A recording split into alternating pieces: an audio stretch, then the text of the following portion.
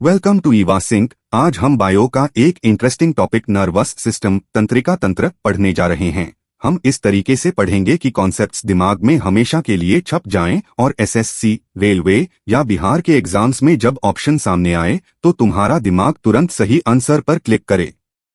चलो let's start the deep dive into the human brain. Part 1, classification of nervous system. सोचो तुम्हारी body एक घर है। इस घर में हर समय हजारों काम चल रहे हैं। सोचना, चलना, बोलना, खाना पचाना, सांस लेना, दिल का धड़कना।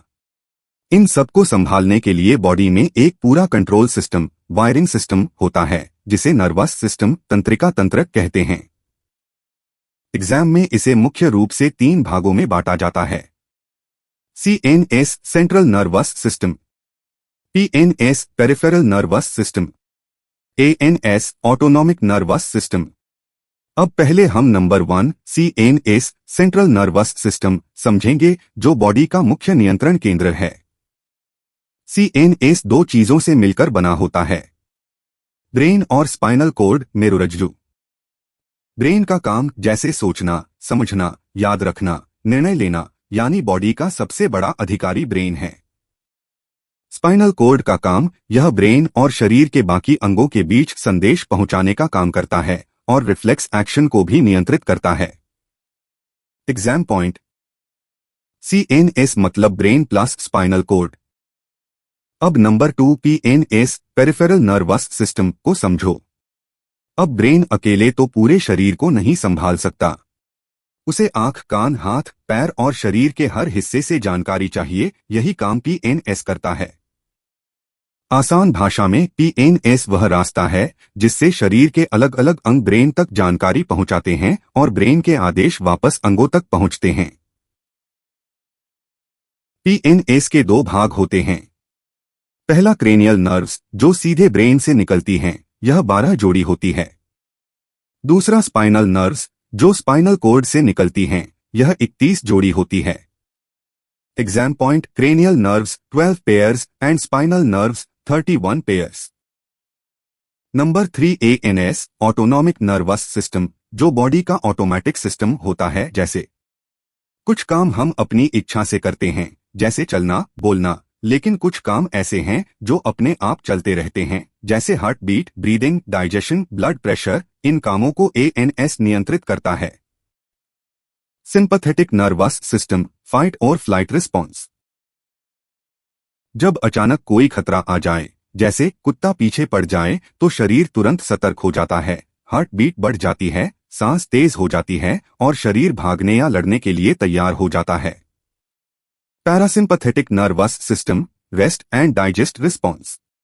जब खतरा खत्म हो जाता है और आप आराम से बैठे होते हैं, तब शरीर रिलैक्स मोड में आ जाता है। हार्ट बीट सामान्य होती है, डाइजेशन बढ़ता है और शरीर आराम करता है। Part 2, the structural unit, wiring of the body. Brain और नर्व्स जिस चीज से बने हैं, उसे न्यूरॉन कहते हैं। न्यूरॉन तंत्रिका कोशिका। लॉन्गेस्ट सेल, यह ह्यूमन बॉडी की सबसे लंबी सेल, सबसे लंबी कोशिका होती है। एग्जाम्स में डायरेक्ट पूछा जाता है। नो रिजनरेशन, इसमें सेंट्रोसोम नहीं होता, इसीलिए इसमें सेल डिवीजन, कोशिका विभाजन नहीं होता। यानी अगर ब्रेन के न्यूरॉन्स एक बार डैमेज हो गए तो वो दोबारा ठीक नहीं होते। न्यूरॉन के मेन पार्ट्स। इसके 3 मेन पार्ट्स हमेशा याद रखना। एक, डेंड्राइट्स जो दूसरे न्यूरॉन्स से सिग्नल रिसीव करते हैं, यह ट्री ब्रांचेस जैसे दिखते हैं। 2, एक्सॉन, एक लंबा तार जिससे सिग्नल आगे ट्रैवल करता है। 3, सिनैप्स, 2 न्यूरॉन्स के बीच का छोटा सा खाली गैप जहां केमिकल, जिसे न्यूरोट्रांसमीटर कहते हैं, के जरिए सिग्नल एक से दूसरे न्यूरॉन में कूदता है। अब न्यूरोट्रांसमीटर समझो, यह एक केमिकल मैसेंजर के जैसा है। हमने पढ़ा कि 2 न्यूरॉन्स के बीच एक छोटा गैप होता है जिसे सिनैप्स कहते हैं। अब सवाल ये आता है कि सिग्नल इस गैप को पार कैसे करता है। इसके लिए न्यूरॉन्स विशेष केमिकल्स छोड़ते हैं जिन्हें न्यूरोट्रांसमीटर्स कहते हैं। यही केमिकल्स सिग्नल को एक न्यूरॉन से दूसरे न्यूरॉन तक पहुंचाते हैं। Exam point. Example, acetylcholine. Exam में मोस्टली बस नाम पूछा जाता है। सायाटिक नर्व, साइटिक तंत्रिका, इसे एक डायरेक्ट फैक्ट की तरह याद रखो। यह ह्यूमन बॉडी की सबसे लंबी और सबसे मोटी नर्व है। यह कमर से शुरू होकर पैरों तक जाती है। एग्जाम ट्रैप, ह्यूमन बॉडी की सबसे लंबी नर्व कौन सी है? Answer sciatic nerve. Part 3, the human brain, मानव मस्तिष्क, the ultimate control room. Exams के पॉइंट ऑफ व्यू से ब्रेन को 3 मेन पार्ट्स में डिवाइड किया जाता है, फोर ब्रेन, मिड ब्रेन और हिंड ब्रेन। ब्रेन की सिक्योरिटी, मेनिंजेस और क्रेनियम। हमारा इतना सेंसिटिव दिमाग स्कल के अंदर कैसे सेफ रहता है? क्रेनियम, कपाल, हमारा ब्रेन खोपड़ी की जिस हड्डी के अंदर बंद रहता है उसे क्रेनियम कहते हैं, और इसमें 8 हड्डियां आपस में लॉक होती हैं। मेनिंजेस, ब्रेन के ऊपर एक ट्रिपल लेयर 3 परतों वाली मेम्ब्रेन झिल्ली होती है जो इसे प्रोटेक्ट करती है। CSF फ्लूइड, इन लेयर्स के बीच में एक लिक्विड भरा होता है जिसे सेरिब्रोस्पाइनल फ्लूइड कहते हैं। यह दिमाग को झटकों से बचाता है। द डिजीज अटैक, बिहार और SSC के एग्जाम्स में पूछा जाता है, मेनिंजाइटिस बीमारी बॉडी के किस ऑर्गन को अफेक्ट करती है? जब किसी वायरस या बैक्टीरिया की वजह से इस मेनिंजेस लेयर में सूजन आ जाती है तो उसे मेनिंजाइटिस, दिमागी बुखार कहते हैं, इसलिए इसका आंसर ब्रेन होगा। अब हम ब्रेन के पार्ट्स समझेंगे। 1. फोर ब्रेन, अग्रमस्तिष्क, इसका सबसे बड़ा हीरो है सेरेब्रम। 2. मिड ब्रेन, मध्य मस्तिष्क, यह छोटा सा कनेक्टर है। 3. हिंड ब्रेन, पश्च मस्तिष्क, इसके 2 सबसे बड़े पार्ट्स हैं, सेरिबेलम और मेडुला ऑब्लोंगटा। अब हम एक एक करके सबको देखेंगे। पहला, सेरेब्रम, प्रमस्तिष्क, जो फोर ब्रेन का मेन पार्ट है। यह हमारे ब्रेन का सबसे बड़ा, अप्रॉक्स 80 से 85% और सबसे इंटेलिजेंट हिस्सा है। अगर तुम कुछ सोच रहे हो तो समझ लो सेरेब्रम काम कर रहा है। इसका काम, याददाश्त और बुद्धि, जो तुम पढ़ रहे हो, जो तुम्हें याद रहता है, वो सब इसी पार्ट में स्टोर होता है। लॉजिक, रीजनिंग, जैसे मैथ्स के सवाल सॉल्व करना, पजल सुलझाना या स्ट्रैटेजी बनाना। वॉलंटरी एक्शंस, मतलब ऐच्छिक क्रियाएं, वो काम जो तुम अपनी मर्जी से करते हो, जैसे चलना, बोलना, लिखना या अपनी दोस्त को मुक्का मारना। सेंस ऑर्गन्स, कंट्रोल, जैसे हमारी 5 सेंसेस, देखना, सुनना, चखना, सूंघना, टच, से जो भी सिग्नल आता है उसे डिकोड यही करता है। कॉर्पस कैलोसम, हमारा सेरेब्रम बीच से 2 भागों में बंटा होता है, लेफ्ट हेमिस्फेयर और राइट हेमिस्फेयर। यह लेफ्ट और राइट भाग आपस में हवा में नहीं टिके हैं। इन दोनों को आपस में जोड़ने के लिए एक बहुत मजबूत नर्व फाइबर्स, केबल्स की पट्टी होती है जिसे कॉर्पस कैलोसम कहते हैं। एग्जाम ट्रैप, रेलवे और SSC NTPC में सीधे पूछा जाता है, ब्रेन के लेफ्ट और राइट हेमिस्फेयर्स को आपस में कौन जोड़ता है? आंसर एकदम याद रखना, corpus callosum. B. Thalamus versus hypothalamus. Cerebrum के ठीक नीचे 2 छोटे पर बहुत ही पावरफुल सेंटर्स होते हैं। बच्चे हमेशा इनके नाम और काम में कंफ्यूज होकर नेगेटिव मार्किंग करवा बैठते हैं। आज इनका कंफ्यूजन हमेशा के लिए खत्म करते हैं। नंबर 1, थैलेमस, जिसे बाहरी दुनिया का डाकिया या एक्सटर्नल सेंसर कह सकते हैं। यह हमारी बॉडी को बाहर से मिलने वाले सिग्नल्स को पहचानता है, जैसे बाहर का दर्द, पेन, ठंड और गर्मी, हीट। एग्जाम्पल, अगर किसी ने तुम्हें बाहर से टच किया या बाहर बर्फ पड़ रही है और ठंड लग रही है तो दिमाग को यह सिग्नल थैलेमस देता है।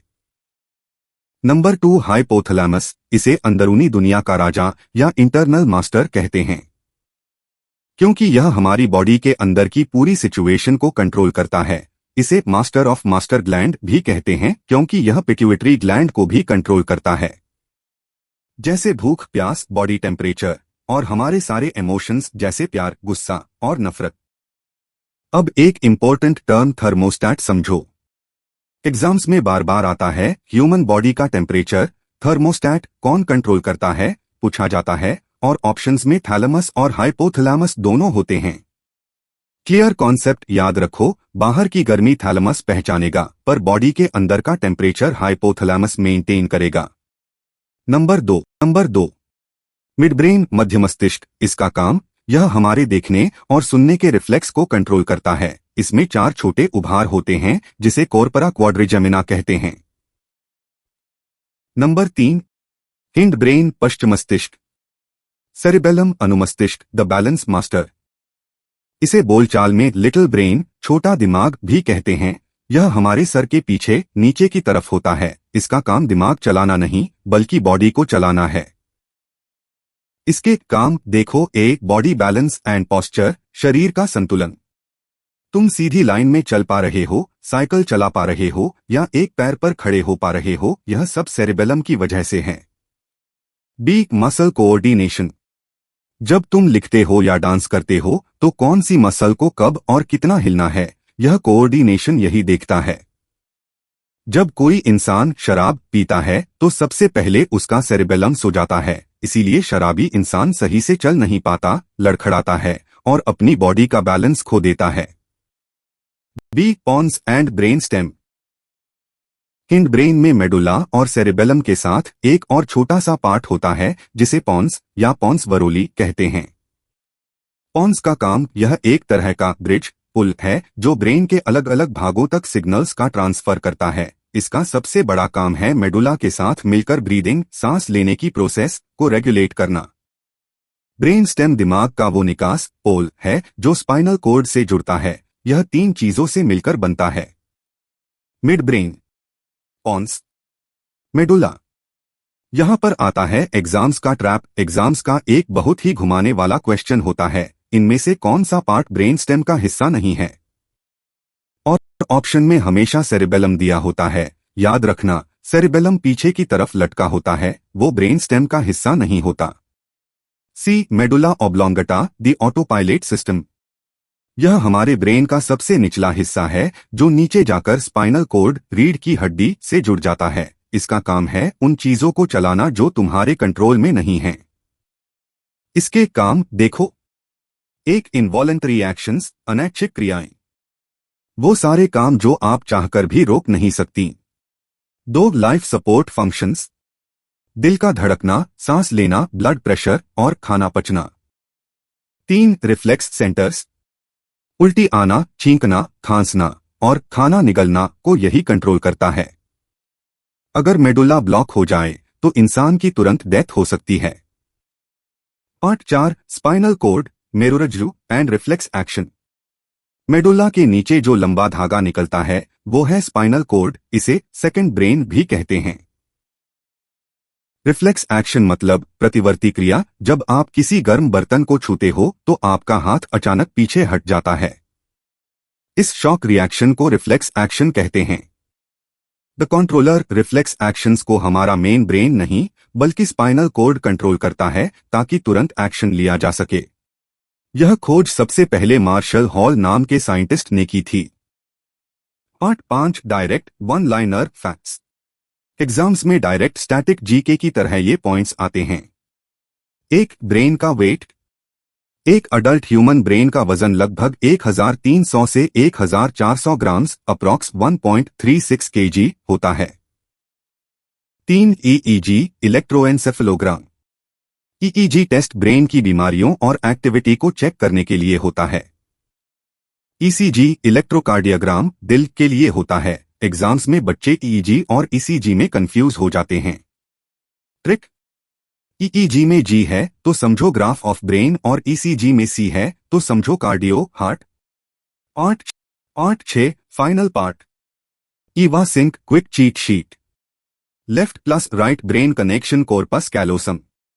बाहर का दर्द, ठंड, गर्मी थैलेमस। अंदर की भूख, प्यास, टेम्परेचर, गुस्सा, प्यार hypothalamus. Brain stem mid brain plus pons plus medulla, cerebellum is not included. Brain protection layer and disease meninges meningitis. CNS brain plus spinal cord. PNS cranial nerves plus spinal nerves. ANS heartbeat, breathing, digestion जैसे automatic काम. Sympathetic fight or flight.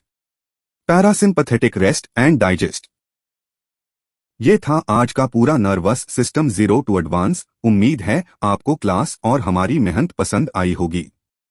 किसी भी point में doubt हो तो comment box में पूछ सकते हैं। मिलते हैं नए टॉपिक के साथ नेक्स्ट क्लास में।